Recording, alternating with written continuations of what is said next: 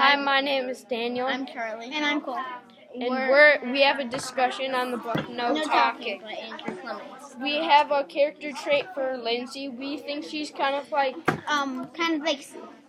Selfish and bossy. yeah. I think she really likes to be in control. Like she was writing notes in writing class On page 78. To Dave and some other boy, and she was he said, and it was check on the score, Jimbo.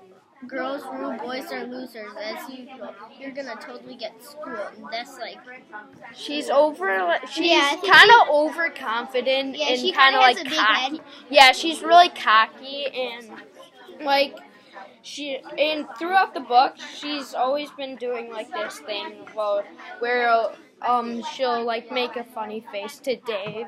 Yeah. If Dave is like being made a mean, mistake. yeah, or something like that. And Lindsey, let's say if Dave did a little mistake, Lindsey will be like, "Hi, girls are better, la la la, blah blah blah," and that's always happened at their school. But Lindsey has like been doing that the worst. Yeah.